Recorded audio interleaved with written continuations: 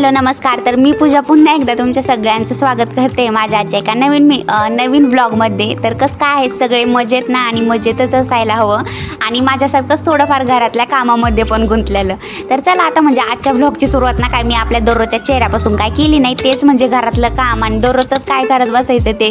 तर म्हटलं चला आता आजच्या व्लॉगची सुरुवात ना डायरेक्ट कामापासूनच करूया, कारण की डेली असे आपले नेहमी व्लॉग येत असतात, शॉर्ट मिनी व्लॉग असे कायम येतच असतात। तर चलो आता म्हणजे तुम्ही जर कोणी नवीन व्हिडिओ बघणार असाल ना तर चॅनलला सबस्क्राईब करायला विसरू नका। तर इथं आता मी पहिल्यांदा घरातल्या कामापासून सुरुवात करते व्लॉगची आता डायरेक्ट।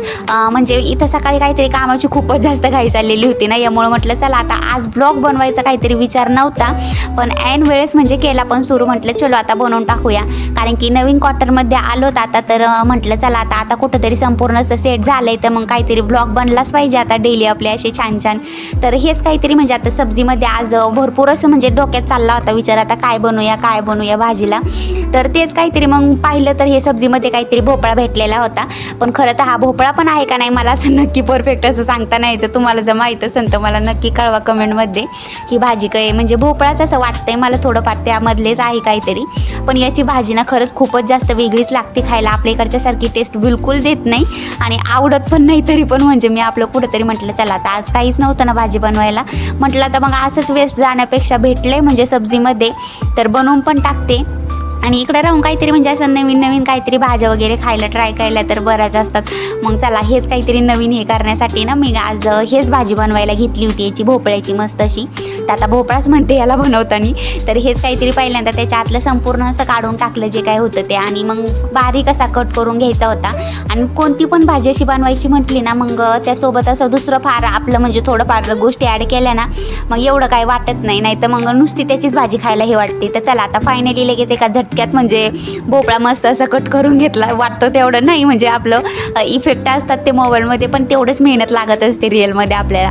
तर यामध्ये कुठंतरी आपल्यासारखी भाजीची चव लागावी ना, मग यामुळे मी त्यामध्ये एक बटाटा ॲड केला, मस्त असा छोटा बटाटा होता त्याला कट करून घेतलं, तर एवढं काहीतरी। आणि म्हटलं चला आता या भाजीला मस्त असं धुवून घेते आणि फोडणीला टाकून देते। तर चला आता आज याचीच भाजी बनवायची। आता कशी होती ना ही काय मला माहीत नाही कशी बनणार आहे, पण मी स्वतःकडून असं म्हणजे बऱ्यापैकी ट्राय करणार आहे तिला व्यवस्थित कुठंतरी नीटनाटकं बनवायची। पण आता फायनली कसं काय होईल काय दिसतं ना आपल्याला।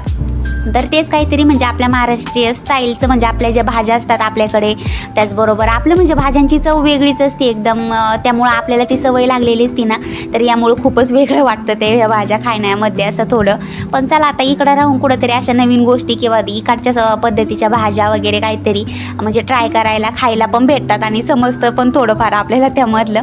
तर ही मी पहिल्यांदा एकदा ट्राय केली होती ना, तर खूपच व्यवस्थित झाली नव्हती, काहीतरी वेगळं गडबड झाली होती तिच्यात, चवीला एकदम बेकार लागत होती। त्यामुळं म्हटलं आज काहीतरी आपल्या स्टाईलचं थोडंफार करून बघते त्याच्यामध्ये बनवून।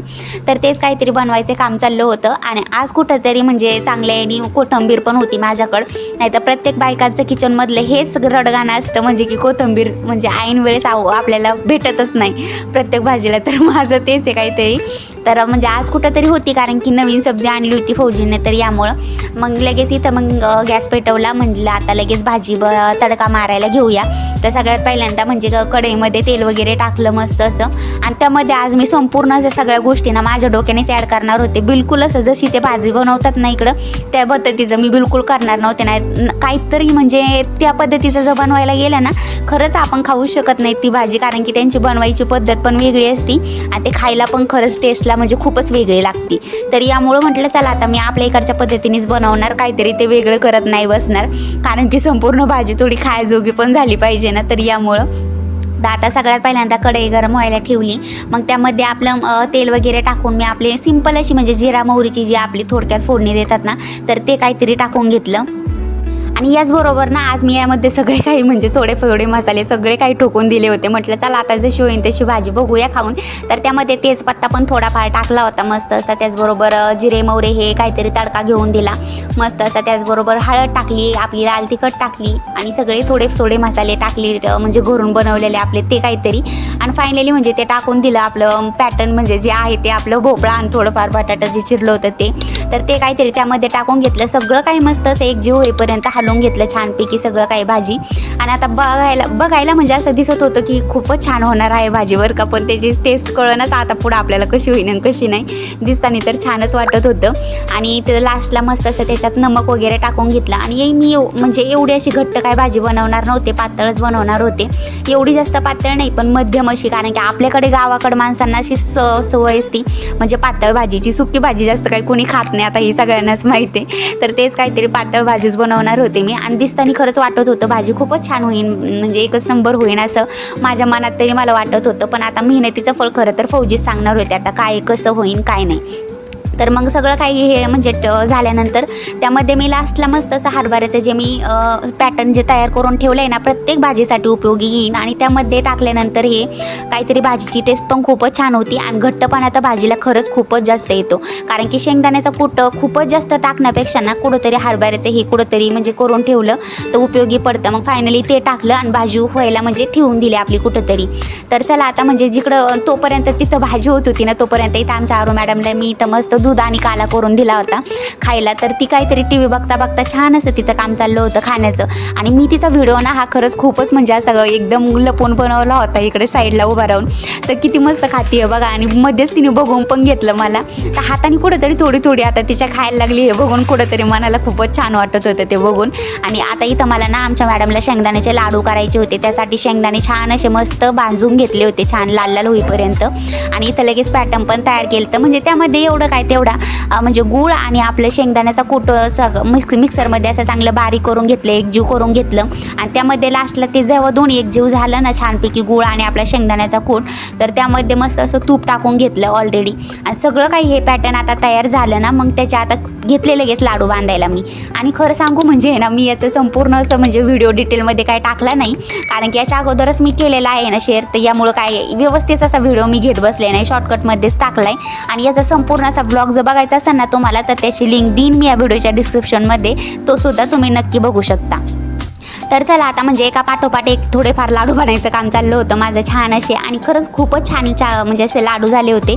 पण आज मी काही एवढे एकखटी करत बसले नाही, थोडेच बनवत होते. म्हणजे असं वाटतं की लेकरं खातेत की नाही, तर यामुळं म्हटलं पहिल्यांदा ट्राय करून बघूया. आणि याच्या अगोदर पण ट्राय केले ते तर आरूला खूपच जास्त आवडले होते. तर यामुळं ना तिचा खूपच हट्ट चालला होता की मम्मी बनव. तर यामुळं कुठंतरी घेतले बनवायला आणि छान असे बनवले. आणि थोडक्यात थोडेच, कारण की शेंगदाणे थोडेच होते माझ्याकडे, म्हटलं थोडेच बनवते आता, नेक्स्ट टाईम खूपच जास्त बनवता येईल जर खाल्ले आवडीने तर म्हणजे बनवून. तर छान असे म्हणजे लाडू बनवायला घेतले आता मस्त असे एका पाठोपाठ सगळे काही लाडू बनवायचं काम चाललं होतं माझं. आणि मध्येच आमच्या आरू मॅडमचं थोडंफार डिस्टर्ब करायचं पण काम चाललं होतं. लेकरं असले ना घरात खरंच हे थोडं राहतंच कामाचं. तर थोडे करता सगळे काही लाडू बांधून घेतले. एवढे जास्त काही करणार नव्हते मी, थोडेच होते. पॅटर्न बघून तुम्हाला दिसलंच असेल की थोडेफारच लाडू तयार करायचे होते. तर मस्त असे जमत पण होते हातावर. आणि एकदम छोट्या आकाराचे घेतले होते बरं का मी, कारण की लहान लेकरांसाठी म्हणजे जास्त असं नास न करता, म्हणजे इकडं तिकडं न सांडवता, त्याचा नाश न करताना खाल्लेलं चांगलं. तर चला आता थोडे करता इथं 2-4 लाडू बांधले. आणि त्याचसोबत मस्त असे सगळे काही लाडून माझे फायनली तयार झालेत बांधून. चला आता जेवढा काही इफेक्ट इथं दिसलाय ना तुम्हाला, म्हणजे मी एकासोबत किती लाडू तयार केले, त्याच्या मागं खूप मेहनत असते, त्याला पण तेवढाच टाईम लागतो. तर चला आता फायनली इथं माझे लाडू तयार झालेत. आणि असे काहीतरी डब्यात मी बांधून ठेवलेत मस्त असे. आणि छान असे गोल आकारात आणि छोटे लाडू केले होते आमच्या मॅडमसाठी. आणि ते बघून ना तिला खूपच जास्त आनंद झाला होता, खूपच जास्त. तर ते बघून ना आता कुठंतरी आमच्या मॅडमला म्हणजे असं कुठंतरी लेकरांसाठी म्हणजे हेल्दी खाणं गरजेचं आहे. तर ते काहीतरी आपले शेंगदाणे किंवा स्पेशल असं गूळ खायला ना खरंच एवढं लहान वयात म्हणजे कंटाळा करतात किंवा ते खायला पण त्यांना जमत नाही, कारण की आरू पण सध्या आता 2 वर्षाचीच आहे ना. तर यामुळं मग असं काहीतरी हेल्दी खाणं बनवलं तर ते कुठंतरी त्यांना म्हणजे शरीरासाठी पण चांगलं. आणि डेली रुटीनमध्ये 1-2 लाडू खाल्ले तरी पण त्यांच्या म्हणजे शरीरासाठी चांगलेच असतात. तर आता माझ्या मागे इथं गडबड करून ना मस्त अशा चांगलं झोपून घेतलं होतं आमच्या आरू मॅडमनी. तर फायनली सगळं काही घरातलं काम आवरलं, मी लाडू वगैरे मस्त असे बांधून ठेवले. आणि एकदा सगळं काही घरात चक्कर मारले हॉलमध्ये ना, तर सगळं काही व्यवस्थित झालेलं होतं, आवरलेलं माझं. तर हे बघून कुठंतरी मनाला खूप छान वाटतं ना, असं घर सगळं व्यवस्थित आणि शांत नीटनाटकं असल्यावर. तर चला आता सायंकाळची वेळ झाली, ती कपडे वगैरे आज काहीतरी मस्त धुतले होते भरपूर असे, ते काहीतरी काढून आणले. आणि घड्या घालायचं काम चालू होतं इथं माझं. कारण की तुम्हाला तर माहितीच आहे की नागालँडचं वातावरण कसं असतं, घडी तर असतं तर घडीत असतं, म्हणजे पावसाळ्याचं नेहमी चालूच असतो ना इकडं. तर यामुळं तर म्हणजे मग भरपूर दिवसांमधून एकासोबत असे चांगले कपडे निघतात धुवायला. नाही तर मग कधीतरी पाऊस सारखा चालूच राहतो. आपल्या गावाकडे म्हणजे प्रत्येक वातावरण असं म्हणजे टप्प्यानुसार असतं, हिवाळा, पावसाळा, उन्हाळा. पण तसं काहीच नाही आहे इकडं. म्हणजे इकडं असं वातावरण खूपच नेहमी पावसाळ्याचंच राहतं चालू. नेहमी असं थोडा करता पाऊस येतच राहतो. तर हे काहीतरी, तर यामुळं कपडे वाळायचं सगळ्यात मुश्किल काम आहे इकडं. तर तेच काहीतरी होतं. तर मग त्यामुळं आज काहीतरी सगळे काही कपडे धुवून टाकले, बेडशीट वगैरे पण धुवून टाकलेलं होतं. माझे कपडे पण भरपूर असे धुवून टाकलेले होते. आणि सगळ्यात मेन म्हणजे ना, लहान लेकरांच्या कपड्यांचं खूप वैताग असतो. म्हणजे त्यांचे कपडे दिवसभरातून 2 ते 4 ड्रेस बदलणे होतात. आणि मग ते 2 ते 4 ड्रेस बदलणं होतात, पण दिवसभरात हे धिंगाणा मस्ती त्यांची खूप जास्त चलती. आणि हे कपडे जर वाळले नाही तर मग त्याचा खूपच जास्त वैताग येतो. कारण की इकडं काय आपल्या गावाकडे सारखी जागा पण नसती, वाळवण्याचं खूपच हे असतं. तर फायनली सगळ्या काही घड्या वगैरे घालून घेतल्या. आणि 4 वाजता ना आमच्या टीव्हीचे सिग्नल सारखे असे जाता येत आहे. तिला काहीतरी वरती लावायचं, पण त्यासाठी स्टँड असं मी ऑनलाईन बोलवलं आहे. आता जोपर्यंत ते येत नाही ना तोपर्यंत खाली ठेवला आहे टेबलवरती असा काहीतरी टीव्ही. आणि त्याचे सिग्नल सारखे येवा नाही ना, यामुळं काहीतरी फिट करायचं काम चाललं होतं फौजींचं पाठीमागं. आणि आमच्या दोघींचं एकच काम होतं फक्त एका ठिकाणी बसून की सिग्नल आलेत की नाही ते सांगायचं. तर चला आता खूप अशा जुन्या आठवणी काहीतरी आता म्हणजे हे बघून असं कुठंतरी म्हणजे ताज्या होतात. की म्हणजे पहिल्यांदा आपण पण असे सिग्नलची लहान असताना किती जास्त वाट बघायचो की सिग्नल गेले. कारण की फ्री डिशचं ना हेच काहीतरी वैताग असतो सिग्नलचा, खूपच लवकर येतात. तर लहानपणी आम्ही पण खूप वैताग म्हणजे असं वाट बघायचो नाही सिग्नल यायची, किंवा आम्ही स्वतः जाऊन असं आणायचो. तर ते काहीतरी बघून ना म्हणजे आता खूपच असा आनंद होतो आणि हसायला पण येतं आपल्याला. तर आमच्या आरू मॅडमनी ना आज मस्त असा झंबू बांधलेला होता, पण झोपाच्या भरात सोडून पण टाकला. तर तिचे केस एकदम स्ट्रेट असे उभा राहिलेले होते, ते बघून खूपच हसली होती ती. आणि हे काहीतरी सायंकाळी म्हटलं चला आता खूपच जास्त म्हणजे गरमी तर अजून पण हे इकडं पाऊस काळा चाललाय तरी पण गरमी आहेच. तर यामुळं म्हटलं चला आता लगेच आंघोळ वगैरे करून घेतली संध्याकाळच्या वेळेला, पण मस्त अशी जेणेकरून खूप फ्रेश वाटतं. आणि किचनमध्ये स्वयंपाक करायला काही वैताग पण येत नाही तर गरमीमुळे एकदम वैतागल्यासारखं होतं किचनमध्ये, म्हणजे जाण्याची एकदम वासना पण होत नाही. तर चला आता म्हणजे सगळं काही काम आवरलं होतं, मस्त अशी फ्रेश झाले होते. मी म्हटलं आता चला थोडंफार आपल्या चेहऱ्याकडं आणि थोडंफार स्वतःकडे पण लक्ष द्यावं. दिवसभर हेच भूतावने अवतार घेऊन बसलेले असतात आपण. मग सायंकाळी थोडंफार मेकअप केला तर मस्त वाटतं. इथं मी आहे ना VLCCची क्रीम यूज करते हे डेली रुटीनमध्ये. तर त्याची लिंक ना मी तुम्हाला दिलेली आहे, म्हणजे दिलेली पण आहे आणि मी या व्हिडिओच्या डिस्क्रिप्शनमध्ये पण देईन. खरंच खूपच छान आणि लाईट वेट आहे एकदम, आणि खरंच म्हणजे प्रत्येक स्किनला सुटेबल आहे. आणि मी जेव्हापासून ती वापरते ना तेव्हापासून तुम्ही माझ्या स्किनवर ग्लो पाहू शकतात. चेहऱ्यावर किती छान असा मस्त ग्लो आलाय. त्याचबरोबर म्हणजे सनस्क्रीमची पण म्हणजे आपल्याला मला असं वाटतं त्याला गरज नाही आहे, अशीच क्रीम आहे ती आपल्यामध्ये. तो खूपच छान आहे. माझा पर्सनली तिच्यासोबत म्हणजे एक जे रुटीन आहे ना ते खूपच छान झाले आता, आणि मी तीच यूज करते आता. तर चलो आता त्यानंतर थोडा पावडर लावून घेतला मस्त असा वरती, तो तर फेमसच आहे पावडर लावल्याशिवाय काही जात नाही. तर ते पावडर लावला, छान अशी मस्त अशी टिकली लावून घेतली. आणि इथं काहीतरी माझा नीट नाटका अवतार तयार झाला होता आता पुढच्या कामाला सुरुवात करायला. तर चला आता इथं मस्त असं सगळं काही काम आवरलं म्हणजे स्वतःचं, आणि बाकीचं आता उरकायला म्हणजे सुरुवात केली. आणि फायनली ना आता आमचे सिग्नल आले होते काहीतरी टीव्हीचे, त्याच आनंदात म्हणजे मी लगेच पिक्चर लावून दिला मस्त असा. मी नाही लावून दिला खरं तर, आमची नेहमी याच बाबतीत म्हणजे आरूचं माझं चलत असतं की तिला लागतं म्हणजे आपलं कार्टून बघायला आणि मला पिक्चर बघायला. तर तिच्या नादाने ती मस्त अशी बघत होती. तोपर्यंत मी तिचा व्हिडिओ बनवते ना, तर बघा कसं लक्ष आहे तिचं, घडीत तिकडं तर घडीत तिकडं. तर छान असं मग मस्त असं टी व्ही बघता तिचं चाललं होतं काम. तोपर्यंत म्हटलं चला देवपूजा पण करून घेते छान अशी. तर चला आता नवीन क्वार्टरमधील नवीन असं आपलं मंदिर तयार झालेलं आहे. आरू मॅडमचं पण छान असं खेळायचं काम चाललं होतं ना, तोपर्यंत माझं इथं सायंकाळच्या देवपूजेचं काम चालू होतं. कारण की म्हणजे देवपूजा केल्यानंतर ना खरंच सायंकाळी खूप असं मस्त आणि फ्रेश वाटतं घरामध्ये, आणि पुढच्या म्हणजे आपल्या स्वयंपाकाच्या कामाला असो नाही तो कोणत्या पण कामाला सुरुवात करायला म्हणजे एकदम सुरुवात लगेच करता येते. तर चला आता इथे देवपूजा वगैरे करून घेतली, आणि खूपच जास्त वेळ झाला होता. म्हटलं सायंकाळची लगेच चहा करून घ्यावं मस्त, कारण की तुम्हाला माहिती आहे मी खूप मोठी चहा लवर आहे. मला चहा पिल्याशिवाय म्हणजे घरातलं आपलं दुसरं काम सुचतच नाही. तर यामुळं चहा करायचं म्हणजे काम चाललं. इथे चहा ठेवला, आणि हे काहीतरी आहे ना आपल्या बेडरूममध्ये मस्त असं कार्पेट वगैरे मी टाकून घेतलं. फौजींची वाट बघता मीच टाकून घेतलं फायनली ते काहीतरी, आणि संपूर्ण लुक आहे ना म्हणजे आपल्या रूमचा असा काहीतरी दिसतोय आता. तर छान असं मस्त वाटतंय ना. आणि बेड बघा किती मोठा आहे. तर हा काहीतरी 2-4 पाय जोडून असा बेड तयार झालेला असतो बरं का. तो काहीतरी एकासोबत मोठा नाही भेटत आपल्याला. आणि इथं बघा ना आमच्या मॅडमचं किती साहेबांवरनी मस्त असं काम चाललंय, एक पाय वरती ठेवून छान असं मस्त टी व्ही बघण्याचं काम रुबाबात एकदम.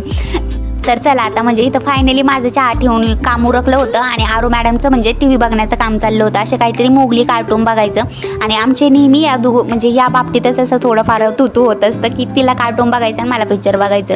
तर फायनली कशा मस्त अशा टी व्ही बघता येतात हे पाहून कुठंतरी चांगलं वाटलं. मोबाईलपेक्षा कधीतरी टी व्ही बघणं असं चांगलंच आहे लेकरांसाठी. तर ती कुठंतरी टी व्ही बघत होती, तोपर्यंत आम्ही चहा हे मस्त असं एन्जॉय करून घेतलं सगळं काही.